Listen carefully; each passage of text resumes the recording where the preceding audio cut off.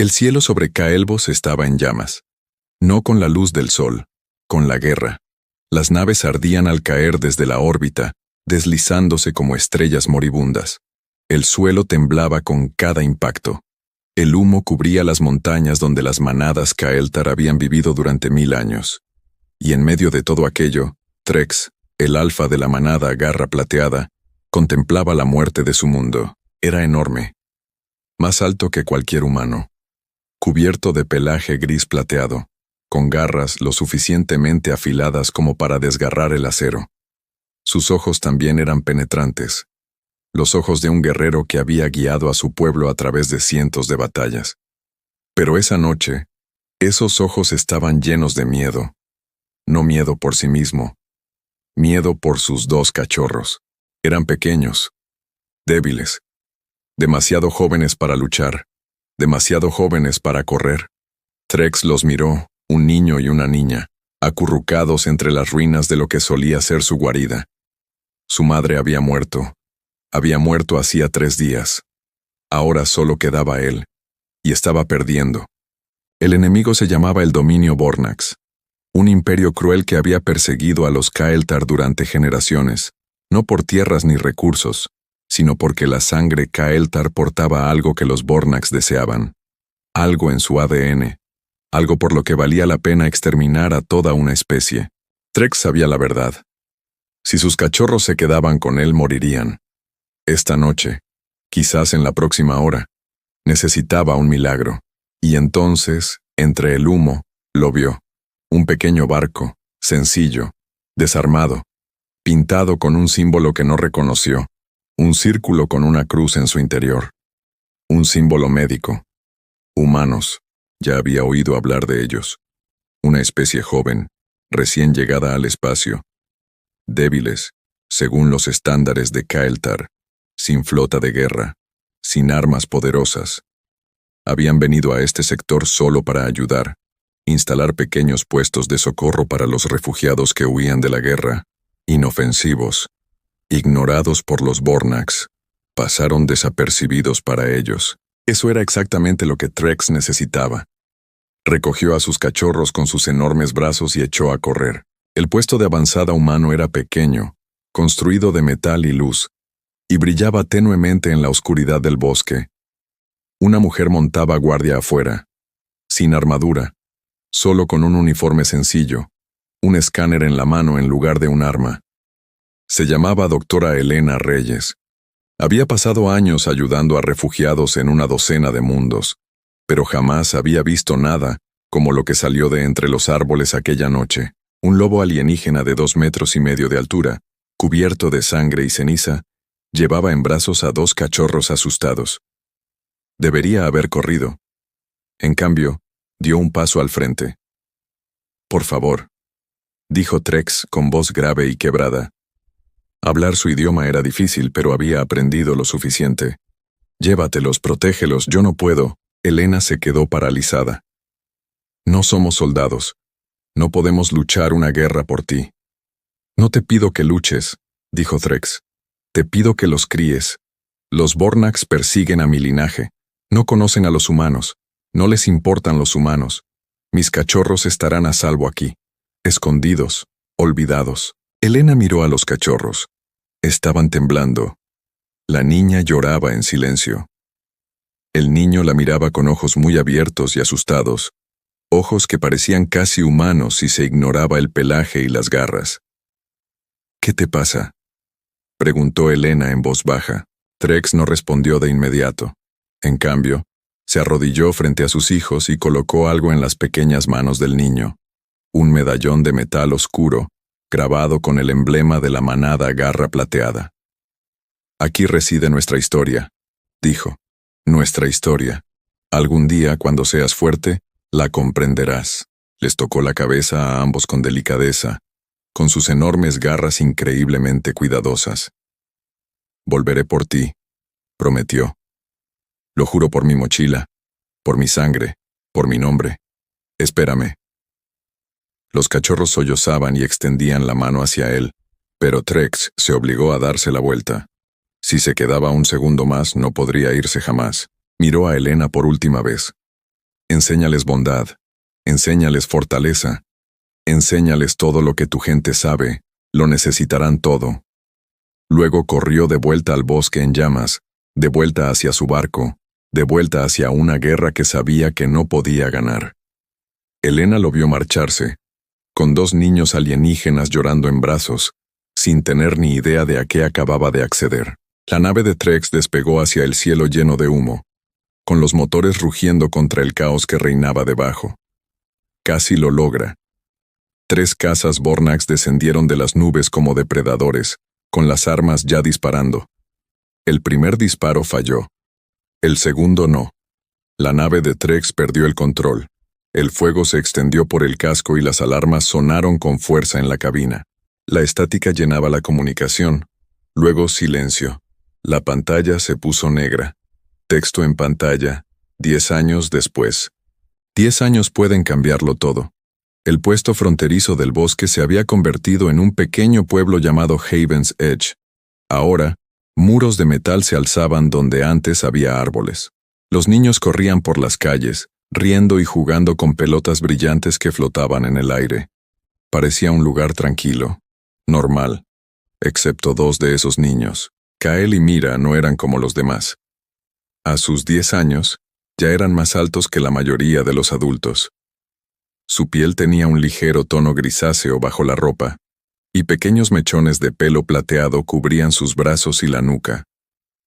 Sus ojos brillaban con un tenue resplandor dorado en la oscuridad. Eran fuertes, demasiado fuertes.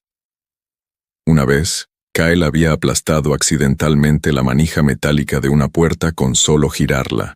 Eran los cachorros del Alfa. Y todos en Haven's Edge lo sabían. No todos reaccionaron bien. Monstruos, susurraron algunos de los niños mayores cuando Kael y Mira pasaron. Los padres apartaron a sus hijos. Algunos adultos aún recordaban la noche en que Trex apareció del bosque en llamas, y desde entonces nunca habían vuelto a confiar plenamente en sus hijos. Pero Elena Reyes nunca dejó que eso la detuviera. Ella había criado a Kael y Mira como si fueran sus propios hijos. Les enseñó a leer. Les enseñó historia de la humanidad, guerras, tratados de paz, inventos, errores y lecciones aprendidas a base de prueba y error.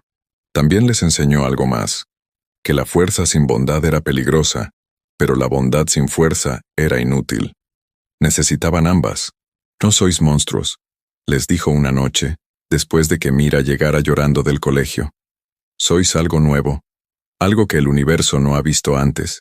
Eso asusta a la gente, pero la gente asustada no siempre tiene razón.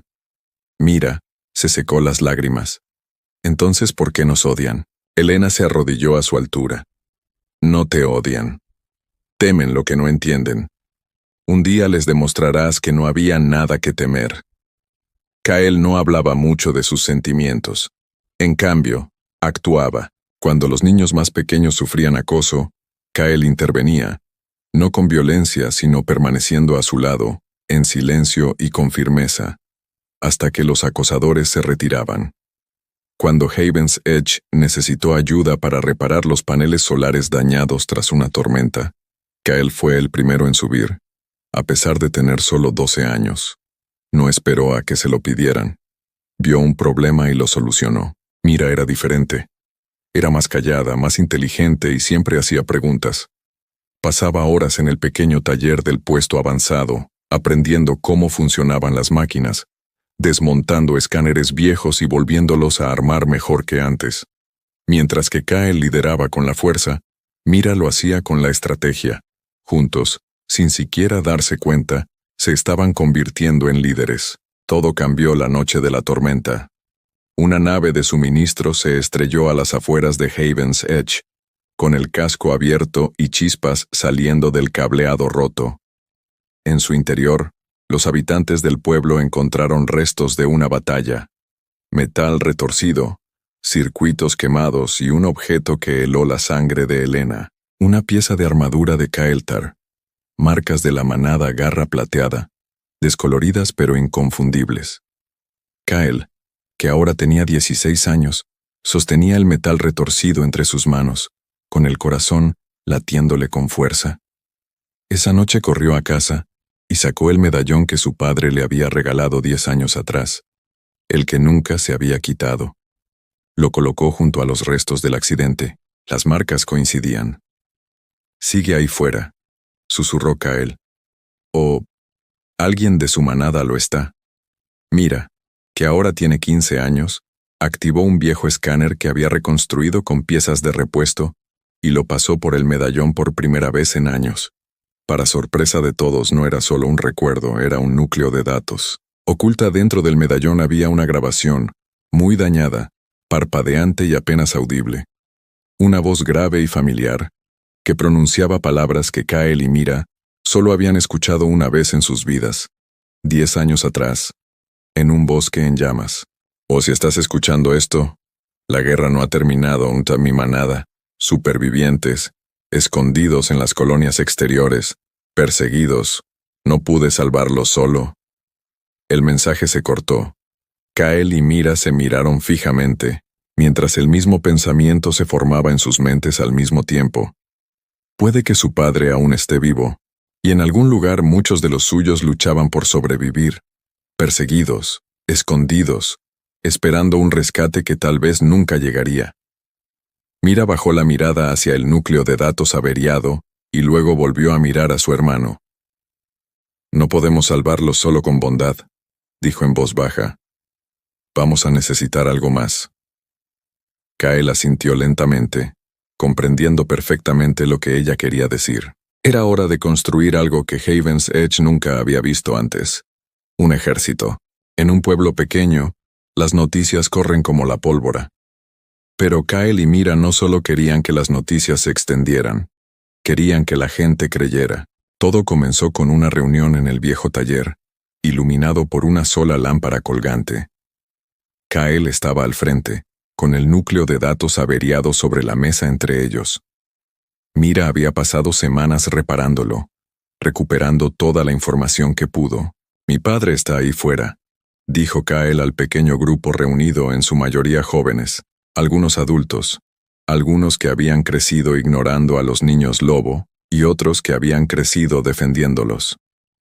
También hay otros como él, perseguidos, escondidos, se les acaba el tiempo. «¿Y quieren que ayudemos a luchar en una guerra que no es nuestra?», preguntó un joven llamado Tomás, con los brazos cruzados. Mira dio un paso al frente. «Se convirtió en nuestro en el momento en que los humanos acogieron a 2 cachorros Kael'thar y los criaron como si fueran de la familia. A los Bornax no les importan las fronteras. Si encuentran supervivientes aquí, en un mundo humano, no solo se llevarán a los Kael'thar, borrarán a todos los que los ayudaron». La sala quedó en silencio. Ella tenía razón y todos lo sabían. «No les pedimos que sean soldados», añadió Kael. «Les pedimos que sean algo nuevo. Ingenieros, pilotos, médicos, combatientes, si lo desean. Lo construimos juntos o no lo construimos en absoluto». Una a una, las manos se alzaron. El entrenamiento no se parecía en nada a las películas bélicas clásicas. No había sargentos instructores gritando órdenes. En cambio, Kael y Mira crearon algo diferente, una mezcla de trabajo en equipo humano e instinto Kael'thar. Mira rediseñó antiguos exoesqueletos mineros para convertirlos en armaduras ligeras, combinando aleaciones metálicas humanas con la resistencia que recordaba de las historias de su padre. Kael entrenó a los reclutas no solo para luchar, sino para moverse en manada, cubriéndose las espaldas, comunicándose sin palabras y confiando plenamente en el compañero. Era una estrategia tomada de los lobos y una disciplina tomada de los humanos. Poco a poco, Haven's Edge cambió. Lo que antes era un puesto de avanzada tranquilo se convirtió en un centro de actividad. Viejos cargueros se transformaron en naves de entrenamiento. Ingenieros retirados volvieron a la actividad para ayudar a construir armas que no estaban diseñadas para la conquista, sino para la defensa. Familias de refugiados que lo habían perdido todo a manos de los Bornax años atrás, finalmente tuvieron un motivo para volver a tener esperanza. Se hacían llamar la Legión Garra Plateada, un nombre que Kael eligió en honor a la manada que su padre lideró en el pasado. Su primera prueba de fuego llegó solo unos meses después. Un grupo de asaltantes, piratas humanos que atacaban pequeñas colonias, atacó un asentamiento vecino, robando provisiones e incendiando casas. Fue un ataque menor comparado con lo que sabían que se avecinaba, pero fue real, y la gente estaba en peligro. Kell dirigió personalmente la respuesta, negándose a enviar a nadie a una batalla que él mismo no estuviera dispuesto a librar. Mira coordinaba desde la nave de mando, rastreando los movimientos enemigos con sensores que había construido desde cero, y guiando al equipo de su hermano a través del caos con instrucciones claras y serenas. La batalla fue breve pero intensa. Los asaltantes, que esperaban una presa fácil, se toparon con combatientes disciplinados que se movían al unísono como una sola criatura, en lugar de individuos dispersos. La fuerza de Kyle y la estrategia de Mira se complementaron a la perfección como siempre. Ganaron. Nadie de Haven's Edge murió ese día. El asentamiento se salvó. La noticia de la victoria se extendió rápidamente, no solo por las colonias cercanas, sino que finalmente llegó al espacio profundo, susurrada entre los atemorizados refugiados que aún se escondían del dominio Vornax. En menos de un año, la Legión Garra Plateada había crecido mucho más allá de las expectativas de todos. Voluntarios humanos llegaron de otros sistemas, atraídos por las historias de dos jóvenes líderes que luchaban no por la conquista, sino para proteger a los débiles. Exsoldados, ingenieros, médicos, incluso un puñado de refugiados alienígenas de otras especies perseguidos por los Vornax. Todos ellos encontraron un lugar en las filas de la Legión. Entonces, una noche, todo volvió a cambiar. Un barco llegó a Haven's Edge, maltrecho y casi en pie, con un único mensajero Kael'thar, herido a bordo. Mira lo llevó rápidamente a la enfermería mientras Kael esperaba afuera, con el corazón latiéndole con fuerza. Cuando el mensajero finalmente despertó, miró a Kael con ojos cansados e incrédulos. «Sangre de garra plateada», susurró. «Sois realmente sus hijos». «¿Dónde está?», preguntó Kael de inmediato. «¿Dónde está mi padre?». La expresión del mensajero se ensombreció. «Vivo», dijo. «Apenas. Los Vornax lo tienen recluido en una estación penitenciaria a 3 sistemas de distancia de aquí. Lo utilizan para atraer a más de nuestra gente». Kael apretó los puños. Mira se colocó junto a su hermano, apoyando una mano firme sobre su hombro. Ambos sabían lo que venía después. Era hora de traer a su padre a casa. La sala de mando de la nave insignia de la Legión estaba en silencio, salvo por el zumbido de los motores. Kael permanecía en el centro, mirando fijamente un mapa holográfico de la estación penitenciaria Vornax, a 3 sistemas de distancia, fuertemente custodiada, construida para albergar a los prisioneros más peligrosos de la galaxia, y en algún lugar de su interior encadenado y maltrecho se encontraba su padre. «Es una fortaleza», dijo Mira, mientras estudiaba los escaneos que había recopilado. «Generadores de escudos, torretas de defensa, al menos 20 naves de guerra en órbita. Si entramos haciendo ruido, los perderemos a todos». «Entonces no entramos haciendo ruido», dijo Kell. «Entramos con inteligencia». Esa era la diferencia ahora. 10 años atrás, Trex solo tenía fuerza para ofrecer a sus enemigos. Ahora sus hijos tenían algo más. Ingenio humano combinado con el instinto Kael'thar.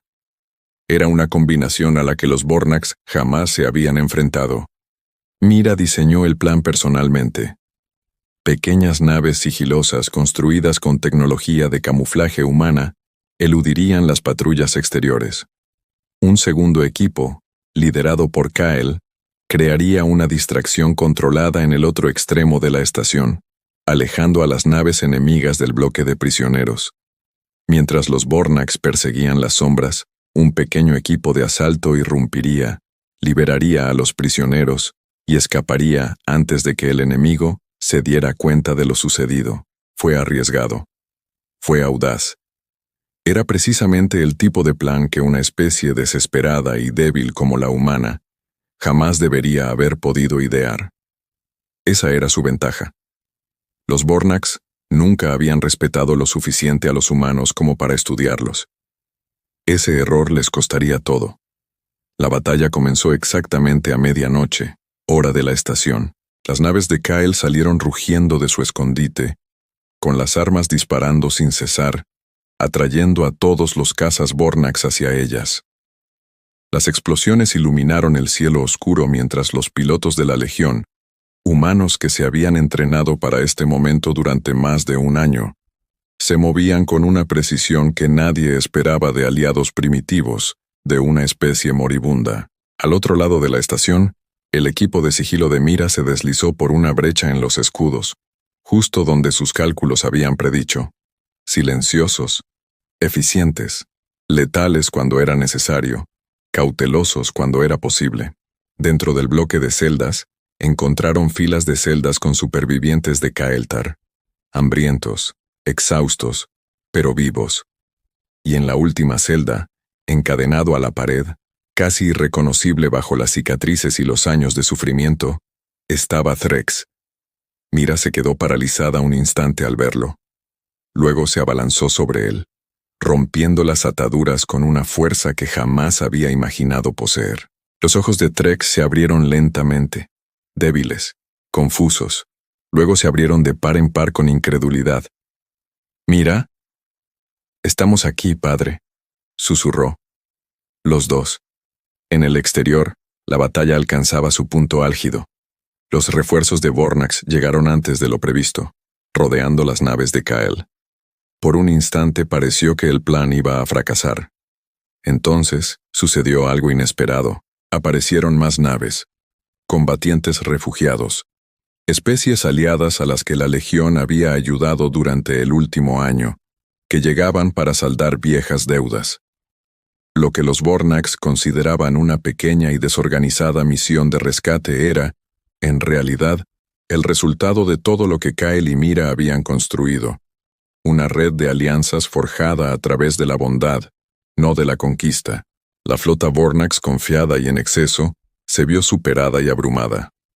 Sus comandantes habían pasado años persiguiendo una especie moribunda, e ignoraron por completo la fuerza silenciosa pero creciente que se gestaba a su alrededor. En menos de una hora, las defensas de la estación penitenciaria se derrumbaron. Los Vornax se retiraron, atónitos ante una resistencia que jamás habían previsto. Threx se encontraba por primera vez en la cubierta del buque insignia de la Legión, apoyándose en sus hijos, con el cuerpo débil pero los ojos llenos de incredulidad y orgullo. A su alrededor había soldados de todo tipo, ingenieros humanos, guerreros Kael'thar, pilotos alienígenas, todos trabajando juntos, todos leales a dos jóvenes líderes a los que apenas reconocía como los cachorros asustados que una vez dejó atrás. «Construiste todo esto», dijo en voz baja, «desde la nada». No es nada», dijo Kyle. «Es algo humano. Es de las personas a las que les confiaste nuestros servicios». Threx miró a su hijo, luego a su hija, viéndolos con claridad por primera vez, ya no como cachorros, sino como líderes, comandantes. Algo más grande de lo que jamás imaginó que podrían llegar a ser. Lenta y dolorosamente, el poderoso alfa que una vez gobernó la manada Garra Plateada, se arrodilló ante sus propios hijos. «Entonces les debo una deuda que jamás podré saldar», dijo. «Y a ustedes dos les debo mi vida». Kyle ayudó a su padre a ascender, poniéndose a su lado como un igual por primera vez.